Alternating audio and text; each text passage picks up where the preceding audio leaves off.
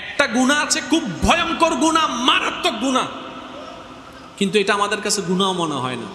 সে গুনার নাম হচ্ছে গীবত, পরনিন্দা, মানুষের নামে বদনাম করা। এটা কেমন গুনাহ জানেন? গুনার পাল্লা তো বাড়ি করবেই করবে, নেক আমল যা আছে সেগুলোকে আস্তে আস্তে খেয়ে ফেলবে। তাহলে নেক আমলও কমাই দিচ্ছে, গুনাহও বাড়াই দিচ্ছে।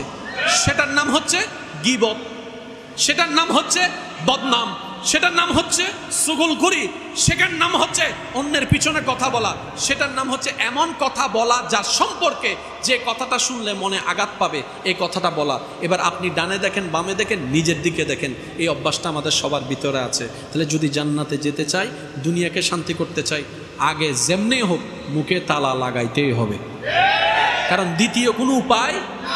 অনেক মেয়েদের জন্য প্রস্তাব আসে, প্রস্তাব যাওয়ার পরে ছেলেপক্ষ খবরে নিতে আসে, খবর নিতে আসলে তার মেয়ের ঘরে আসে না, আশেপাশে খবরে যায়। যখন দোকানদারের কাছে যায়, দোকানদার হদা তোয়াই না ফদ না মাইয়ে, কথা বলেন না। যখন ছেলের জন্য খবর নিতে আসে, বলে যে তোমার মেয়েটার একটা গুন্ডারে দাও, অনেক ভালো, ইতারে দেশ কিনলে। তা আমি তারে বললাম, তুমি কি ছেলেটাকে চিনো? বলে যে না। তো বললা কেমনে? এই কথাটা বলতে কয় মিনিট লাগছে? 5 মিনিট নাকি 1 মিনিট নাকি 5 সেকেন্ড? আপনি জানেন 5 সেকেন্ড আপনি কত বড় মারাত্মক কাজ করেছেন?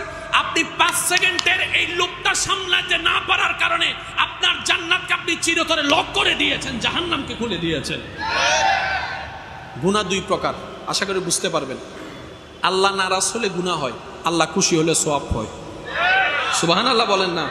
আমি আমার জায়গা থেকে যতটুকু সহজ করে বলার দরকার আমি চেষ্টা করছি, বাকিটুকু আল্লাহ পাকের ইচ্ছা।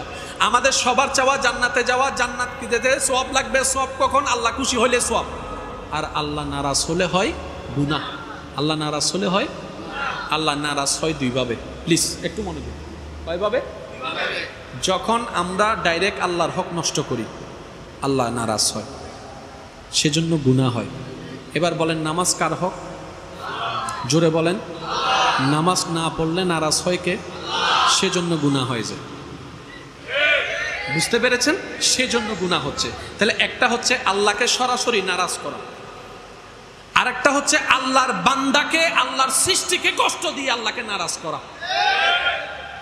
আপনাকে কেউ আঘাত করলে যদি আপনার বাবা এসে বিচার করে বাপ হিসেবে, আপনাকে কেউ আঘাত দিলে, অপমান করলে যদি আপনার বড় ভাই এসে বিচার করে বড় ভাই হিসেবে, আপনাকে আঘাত দিলে তার একজন বিচারক আছে যিনি বিচার করতে পারেন, তিনি আপনার রব্বুল আলামিন।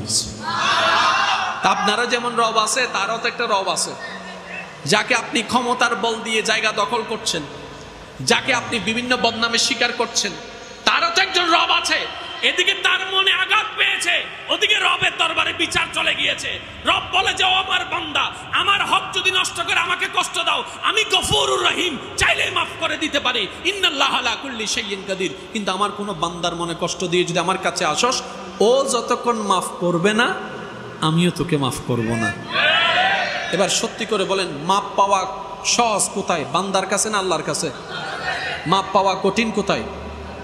জোরে বলতে হবে। মাপ পাওয়া সহজ হচ্ছে আল্লাহর কাছে, মাপ পাওয়া কঠিন বান্দার কাছে। সেজন্য সবসময় সজাগ থাকবেন বান্দাদের বিষয়ে, কারণ এখানে যদি বেজাল লাগে সব জায়গায়, এটা তো আমার ভাই, এটা তো আমার চাচা, এটা তো আমার জেঠা, এটা তো আমার মামা, এটা তো আমার বউ। আমি বললাম, ভাই বউটা কার বান্দা?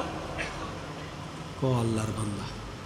ভাইটা কার বান্দা? কো আল্লাহর বান্দা। এই ফেঁসে জায়গায় আপনি আমি যদি সবাইকে পরিচয়ের কথা পিছনে ফেলে রবের দিকে তাকাই, চিন্তা করি, এটা আমার রবের বান্দা, এটা আমার ভাই নয়, এটা আমার রবের বান্দা, এটা আমার বউ নয় শুধু, এটা আমার রবের বান্দা, এটা আমার চাচা নয়, এটা আমার রবের বান্দা, এটা আমার মামা নয়, এটা আমার রবের বান্দা, এটা আমার খালা নয়, আমার রবের বান্দা, দেখবেন আপনার জীবনটাই পাল্টাই যাবে।